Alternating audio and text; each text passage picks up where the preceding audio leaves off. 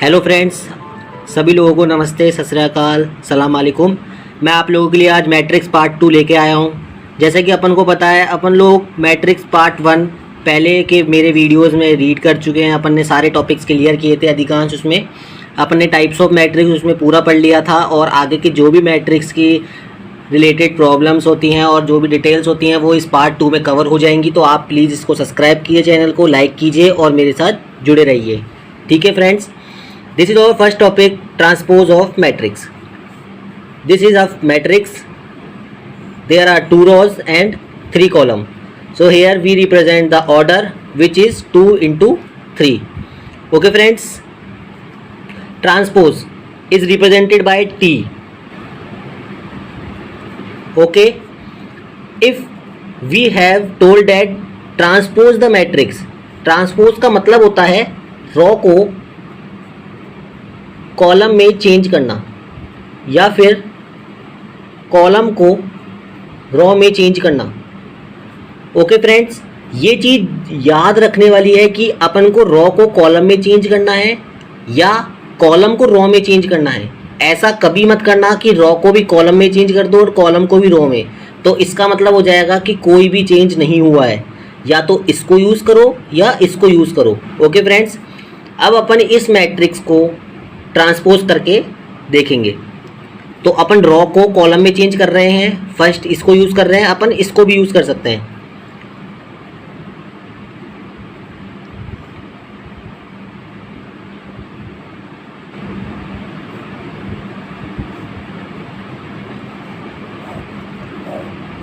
Okay friends, this is row, this is column. So how many rows? 2 rows. And how many columns? 3 columns. Here how many rows? 3 rows. And then how many columns? 2 columns. So order of matrix is also change in transpose of matrix. Okay friends, तो transpose of matrix में जब अपन transpose करेंगे तो row column में change हो जाएगी और column जो है वो रो में चेंज हो जाएगा। ये 2 मोस्ट इम्पॉर्टेंट टॉपिक्स हैं जो अपन को याद रखनी है इस ट्रांसपोज ऑफ मैट्रिक्स में। Then our next topic is symmetric matrix. ये भी बहुत इम्पॉर्टेंट टॉपिक है, ये एक बेस है मैट्रिक्स का। अगर ये बेस क्लियर है आपका तो मैट्रिक्स के आगे के जो थोड़े से टफ क्वेश्चंस हैं, मतलब थोड़े से ही हैं, वो क्लियर होंगे अगर बेस क्लियर है तो गाइज़ प्लीज़, अगर आपको ये वीडियो पसंद आ रहा है तो आप इसे सब्सक्राइब कीजिए, लाइक कीजिए एंड शेयर कर सकते हैं तो कीजिए। सिमेट्री मैट्रिक्स, सिमेट्री मैट्रिक्स का सिंपल सा एक फॉर्मूला होता है AT equals to A। A is any matrix और AT, T is the transpose and A is the matrix, means transpose of matrix. Okay friends, this is the simplest formula. Then next topic is skew symmetric matrix. Okay friends,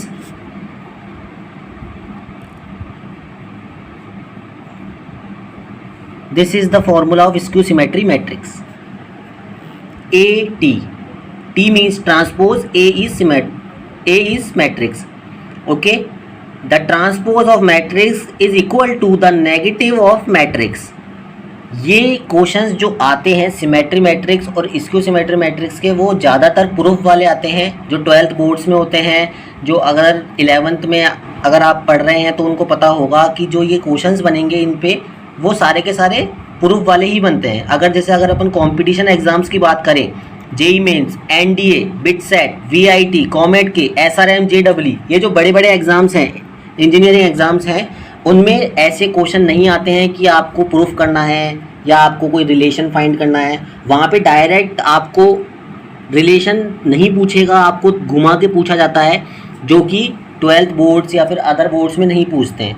तो आप अगर board में हैं तो आप इसको direct याद कर सकते हैं। अगर आप इंजीनियरिंग एग्ज़ाम्स की प्रिपरेशन कर रहे हैं तो आपको इसको थोड़ा ट्रिकी तरीके से अप्लाई करना पड़ता है। Okay friends, then the last topic of matrix is inverse of matrix. ये थोड़ा टफ है क्वेश्चन, इसके क्वेश्चंस भी थोड़े अलग अलग तरीके से बन सकते हैं, काफ़ी अलग अलग पैटर्न्स होते हैं इसके, और अधिकांश क्वेश्चन जो मैट्रिक्स से आते हैं वो इसी चैप्टर से, मतलब इसी टॉपिक से आते हैं। तो सिंपल सा एक फॉर्मूला है, वो आप प्लीज़ याद रखिएगा।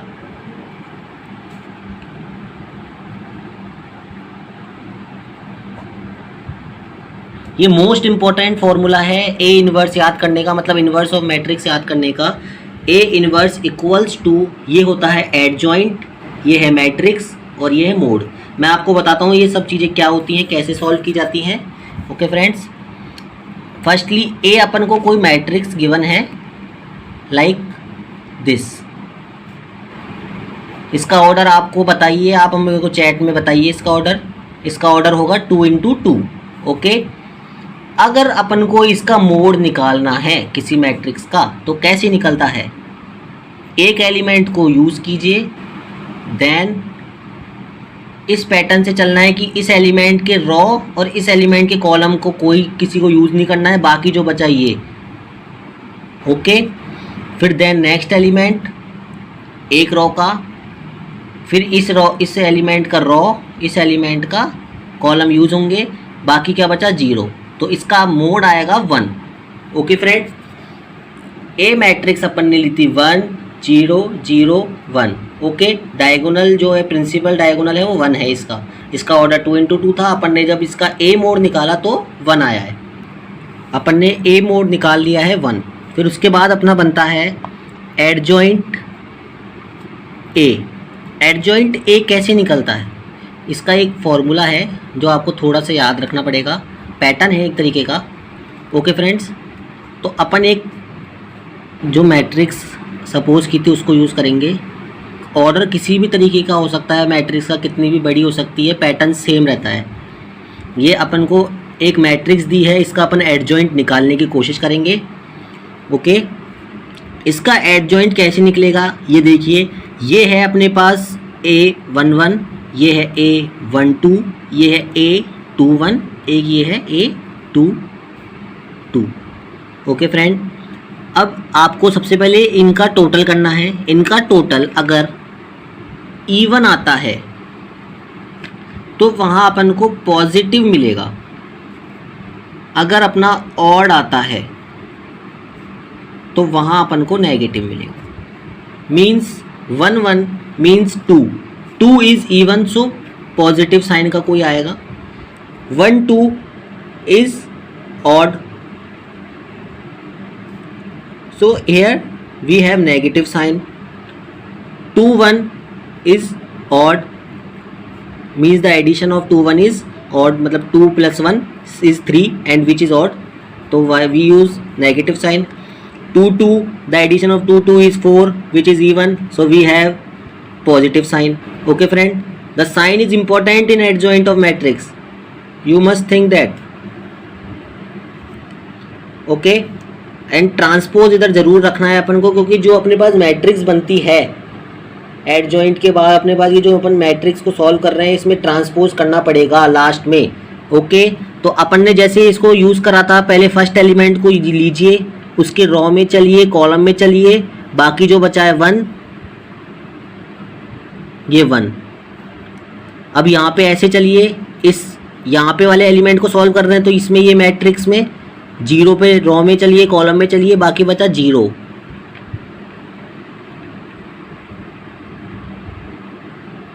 ओके, अब नेक्स्ट इस वाले एलिमेंट पे आइए, क्योंकि अपन को ये वाला चाहिए, 2 अपने पहले हो चुके हैं।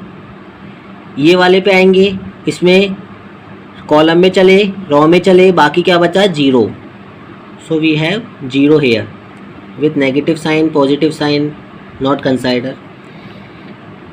इधर नेक्स्ट एलिमेंट रॉ में, कॉलम में बचा 1 1 with positive sign. Okay friends, and use transpose, so the transpose of this matrix is 1 0 0 1, same as the given matrix. The adjoint of matrix is same as the given matrix. It is just a coincidence. Okay friend, ऐसा नहीं है ज़रूरी कि आपको जो given matrix दी होगी वो की वही मैट्रिक्स आपके पास निकल आ जाएगी। तो आपका ये टॉपिक जो है एडजॉइंट ऑफ मैट्रिक्स जो है क्लियर हो जाएगा। तो ये हो चुका है, जैसे अपने पास मैट्रिक्स होगी गिवन, उसको अपन को ट्रांसपोज करना है। मैट्रिक्स को अपन को सिंपली ऐसे गिवन होगा, फिर अपन को इवन और देखना है एक एक एलिमेंट का, जो मैं आपको पहले भी दिखा चुका हूँ। ऐसे लिख के सारे ऐसे एलिमेंट्स अपन को करने हैं। कितनी भी बड़ी मैट्रिक्स आ जाए अपन को सारे एलिमेंट्स कंटिन्यू रखने हैं। जैसे 3×3 की आ जाए तो A3 1, A3 2, A3 3, ऐसे कितने भी एलिमेंट्स आ जाए आपको बस ये याद रखना है कि पैटर्न कैसे होता है। सारा का सारा सेम पैटर्न यूज़ होता है। एक बार आपको अगर पैटर्न समझ में आता है तो फिर इन्वर्स ऑफ मैट्रिक्स टफ नहीं है। ओके फ्रेंड्स, फिर अपन ने पॉजिटिव नेगेटिव साइन यूज़ किया है, देन अपन ने ये मैट्रिक्स प्रिपेयर की, उसका ट्रांसपोज करने के बाद सेम मैट्रिक्स आई है। बस ए इन्वर्स फाइंड करना है अपन को। ए इन्वर्स होता है अपने पास adjoint of matrix. Adjoint of matrix अपन ने ये लिखा है divided by A mod is 1 and adjoint of matrix is 1 0 0 1। अब अपन को इसका भी मोड निकालना है। ओके फ्रेंड्स, तो इसका मोड निकाल लीजिए, मल्टीप्लाई कीजिए तो इसका मोड भी 1 आएगा। तो ए इन्वर्स जो आई है अपने पास, इन्वर्स ऑफ मैट्रिक्स आई है, वो आया है अपने पास 1। तो सिंपल सा पैटर्न है, आप इस फॉर्मूले को याद रखिए। ए मैट्रिक्स गिवन होगी, ए मोड निकालना है अपन को, उसके बाद एडजॉइंट ऑफ मोड ए निकालेंगे।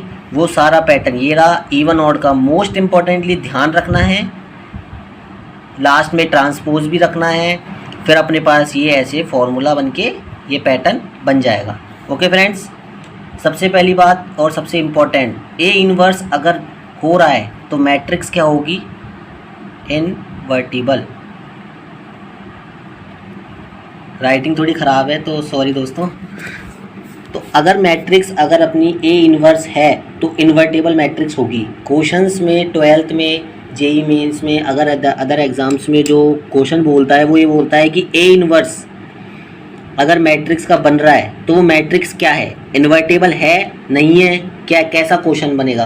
तो ये ऐसे ही क्वेश्चन बनेंगे कि ए इन्वर्स अगर पॉसिबल है तो वो इन्वर्टेबल होगा। अगर कोई मैट्रिक्स ए इन्वर्स फॉलो कर रही है, मतलब इन्वर्स ऑफ मैट्रिक्स है, तो वो ए इन्वर्टेबल बनेगी। सो फ्रेंड्स, मैं ये सोचता हूँ कि आपको ये मैट्रिक्स समझ में आ गई होगी। अगर आपको कोई और डाउट्स हैं, अगर कोई प्रॉब्लम है, तो आप प्लीज़ मुझे चैट बॉक्स में कमेंट कर सकते हैं। प्लीज़ लाइक कीजिए, सब्सक्राइब कीजिए एंड शेयर कीजिए।